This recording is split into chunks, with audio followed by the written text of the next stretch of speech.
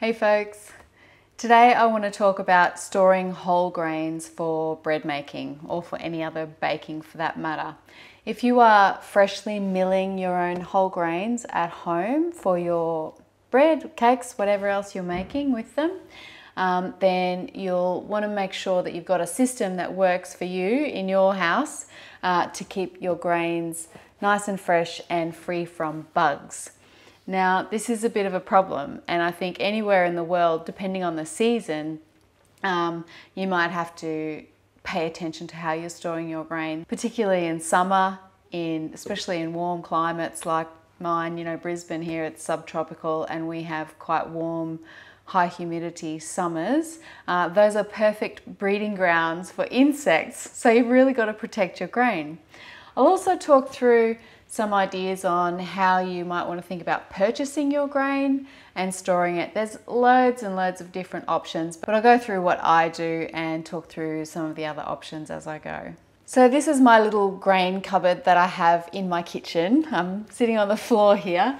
This is my bench here and my Mockmill's up there. So I have all of my grains that I use regularly stored here, ready to go. For each type, so my main ones that I use are rye, spelt, and just regular hard white wheat. We don't get a really massive variety here in Australia just yet, but things are changing, so that's good. So I always keep in here 2 containers of each type of grain. So you can see I've got a spelt there, and that's about half used, but I've got a backup spelt here as well. And why do I do that? Well, my main grain storage is actually in a freezer. So I use a freezer to store my grains just for convenience. I've got a little chest freezer, I'll show that to you soon. And I just put, I buy my big sacks of wheat or spelt or whatever grain it might be, usually in 10 to 20, even maybe 25 kilos sometimes. That's like around 50-pound bag, so it's a lot.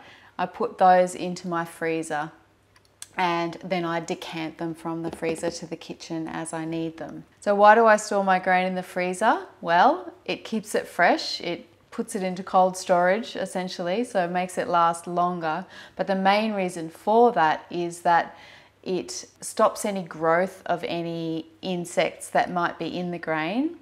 And it actually kills off any eggs of any insects like weevils, which are probably the most common insect that you'll get here in Australia anyway, in my experience. It actually kills off the eggs. Now, a lot of people think weevils can come from different sources. If you've got an outbreak of weevils or some sort of other pantry bugs in your pantry, they can shift from one container to the next if you don't have things stored very well. Especially if you've got things in open bags or, bags with pegs or anything, they can get in through the nooks and crannies. So they can contaminate other goods in your pantry if they're already there.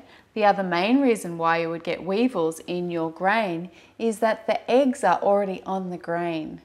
So a lot of people don't know this. They think that, oh, where did the weevils come from, or where did the bugs come from? Most of all, in my experience and from what I've read, it comes from the grain itself. So given the right conditions, obviously you want to buy the best quality grain that you can. Most of my stuff is biodynamic, organic grain grown here in Australia. You see these say Burrum. My wheat and my spelt at the moment comes from Burrum Biodynamics in northwestern Victoria. The quality of the grain and how it's grown and stored and cared for by the producer, that will play a role in how likely it might be to get weevils in it. But if it's stored correctly by the producer and then it's stored correctly by you, you will far reduce the chance of having an outbreak of bugs. So from my understanding, all of these grains would have some eggs of, minute microscopic little eggs of weevils and maybe other bugs on them. And it's only when the grains are in the right environment that those insects will hatch. And that has happened to me once, only once, never again. I did get weevils. I can't remember what it was, but some grain that I had, or it might have been lentils or something that I had stored for way, way, way, way too long. They did develop some little bugs in them over the summer warmer months. And ever since then, I have put everything through a freezer storage system, and I bring them out of the freezer as I need them, and the bulk of it stays in the freezer. I've never had any more bugs ever since, and that really does work. So you don't have to store your grains in the freezer all the time, but if you have enough freezer space to be able to break down your big bags of grain, if that's what you're buying, and put them into smaller bags and put them in the freezer. According to the Iowa State University, and I'll put a link to this web article, 3 days in the freezer at 0 degrees Fahrenheit, which is minus 17 Celsius, 3 days is long enough to kill all stages of rice and granary weevil development. So that will kill the eggs, and if there's any, hopefully you haven't had any hatched before you get them in the freezer, but if there was anything at all, they would kill them off. Now, I don't know if that works for every possible bug that you might get, and I'm sure in Australia we've got different types of weevils than you would have in the United States and in other parts of the world, but I think that's a good minimum, sort of a standard to aim for. I know people who put their grain in the freezer for a week, 7 days, 5 to 7 days, and then they'll take it out and then put it in bulk storage in tubs or bins with lids, and that works really well. They don't get any outbreaks from then. In the past, before I did store my grains in the freezer, I used to only use a smaller freezer. I used to use that just in the summer months. I found I never had any issues at all in winter because it's the subtropics here. Believe it or not, our winters in our houses are actually a bit cold. We don't have very well insulated houses, and the heating, we don't really have central heating or anything. We've got air conditioners, but we don't use them that much. We tend to just rug up a bit. So our pantries can be nice and cool and dry in our winter, and our winter is actually our dry season as well, so the humidity is a factor. So I don't actually need to worry about any of this in winter time. It's only really in the summer when things get warm and when they get humid. So seasonally, you may or may not need to worry about any freezer treatment of your grains. But these days I have a little chest freezer, so I just put all my bags in there and they get the freezer treatment, pull them out as I need to, and there's no issues. If you don't have a big freezer to store your grain in, the best thing to do is just parcel up your grain as soon as you buy it. Put it into smaller bags, large, strong sort of Ziploc bags or whatever else you can manage, even thick paper bags. It doesn't have to be plastic. And one by one for 3 days at a time, put them in a freezer. So if you've got space in your regular small kitchen freezer, put them in there and then leave them there for 3 to 5 to 7 days, as long as you can. I think probably the longer the better. And then take them out and they should be fine after that. I've never heard of anybody who's had any issues with that, using that system. I have often used bay leaves as well, put bay leaves in my grain, and over the years I've done that with rice, and it seems to work. I've never had any issue with rice, and I do put bay leaves in there. Bay leaves, lots of people swear by those.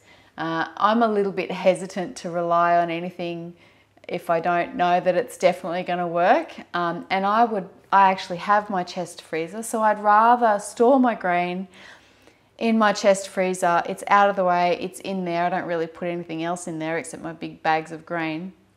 And that way I don't have to find a place to store buckets or anything. So I just leave them in the freezer. But if your freezer space is at a premium, break down your big bags of grain, put them in the freezer bit by bit as you can fit them, and then take them out and store them in buckets or wherever else you'd like to store them.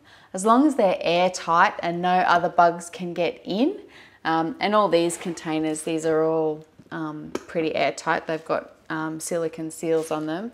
As long as no bugs can get in, they'll be fine.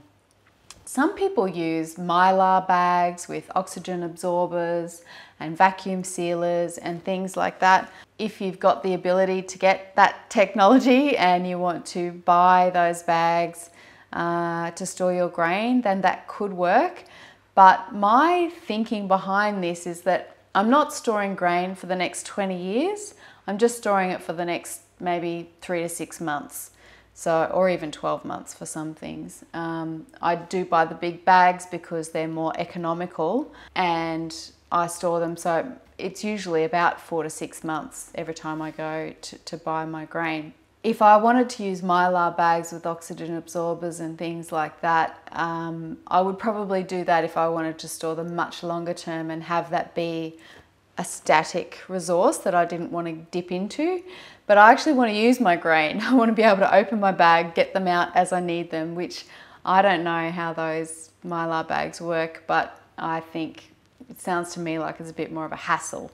Whereas with this system, you just take out what you need and you don't have to worry about resealing things. It's not any special technology. But please feel free to put a comment below and correct me if I'm wrong there. I may be missing the point with that. There's lots of different options, but this really works for me. I'll go and show you my freezer now, and you can see exactly what I do, because there's a couple of tips that are really, really important to share about decanting grain and bringing it to room temperature from frozen. So I really, really want to show you that.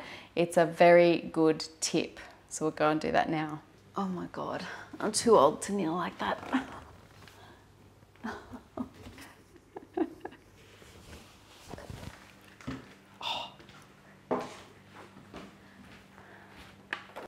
So this is my chest freezer where all of my bags of grain go. I don't store much else in here. Some soap making things. I've got some shea butter and some tallow that I rendered, and a few other little things I keep here in storage. Like I said, you don't need to have a big freezer. If you've got any freezer space at all, you can freezer treat your grain bag by bag. If you can put them in smaller bags, you know, maybe a couple of kilos, maybe 5 kilos even, if you could fit that, you could put them in for a few days, treat them, and then you could store them at room temperature. But I don't have a lot of other storage space, and I have this freezer, so I just put all of my grains in here, just in the bags that they come in. So these are my oats.